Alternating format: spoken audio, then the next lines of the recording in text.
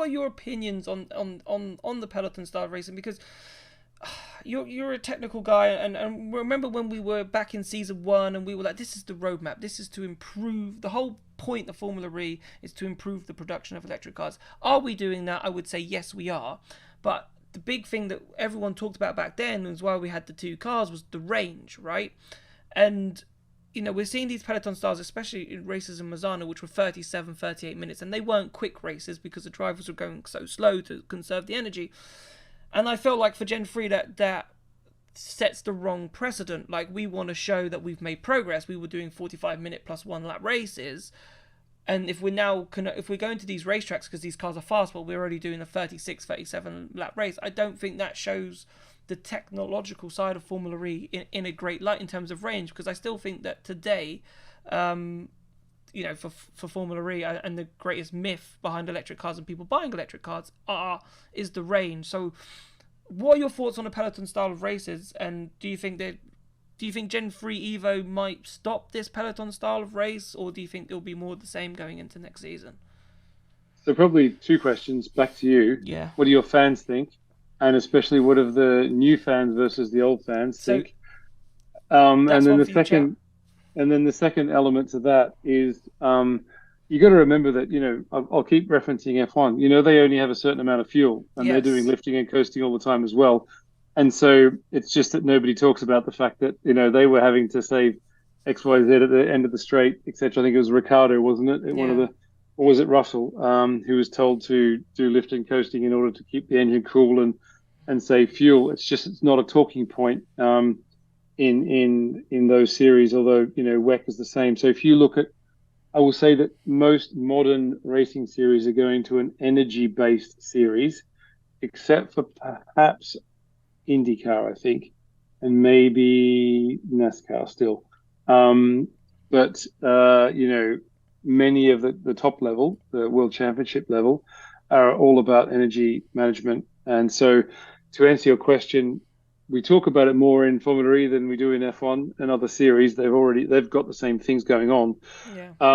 The Peloton one is an interesting kind of thing that's happened, but the FIA does have the power to change the amount of energy, targets, and things in the race. So they need to calibrate, what's happening in the various races. And obviously in Misano, the second day they did 2 laps shorter, and it did look different as a race. And I think the teams will start to understand, how to race in this series. So, I remember in F1 when tires change, engine rules change, wait to 2026. That's going to be very different in F1 as well.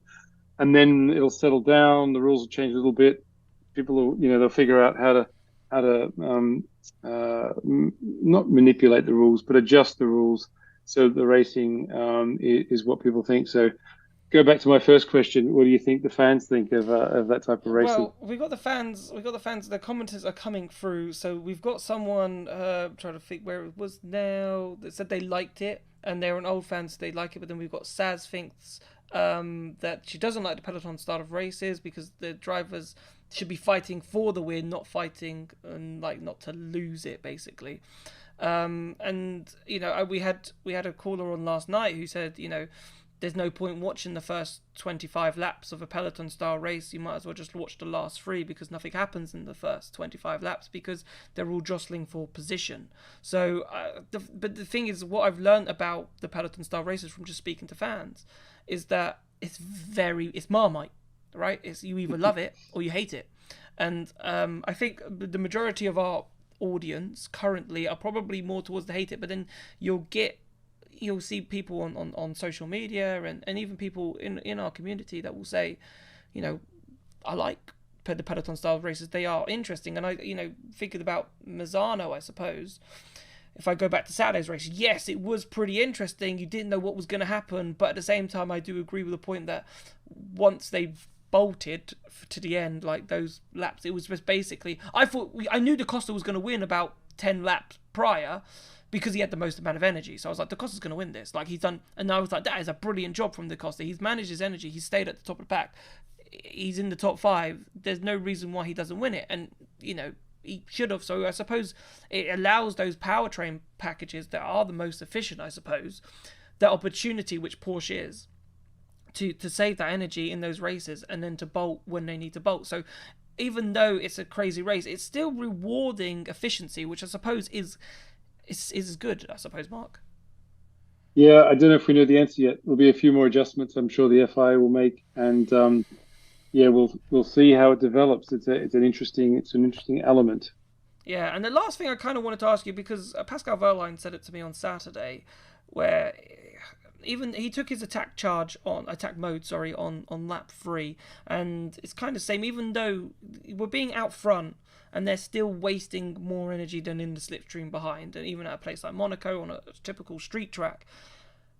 Will the Gen Point 3.5 Evo powertrain, do you think that will help that? Do you think there'll be maybe some efficiency changes? So, because surely we don't want a series where pole position is negative. Yes, you get the 3 points for it, which is great, but you don't want to be taking your attack mode on lap 3 just so you can potentially, save some energy. But then for Pascal, it didn't work because he's stuck in 5th. So you don't want to be on pole for Lola. You get your first pole position, but you want to get rid of it in a couple of laps to save on energy. Yeah, I mean, I think what you did see though is you want to stay in the top 5 kind of thing. You don't really want to slip back into the pack too much. So there is still an advantage to being at the front, I think, and being the quicker car. I think over the 2 days, the drivers were figuring out what was the best way of racing one of those races. Attack mode's interesting, and when I thought it was quite good in Generation 2, it is very unpredictable. It's very hard to predict when to take it.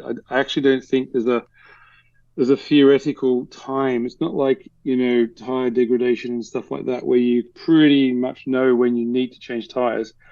Attack mode is much more difficult to predict, which means that there's more jeopardy in the race, which I think is important as well.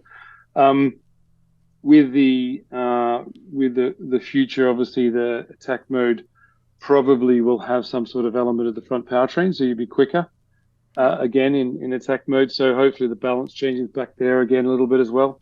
And the FI can, move some of those parameters a bit to make the racing interesting. So it's within their power to make adjustments to how the sporting element of the racing works.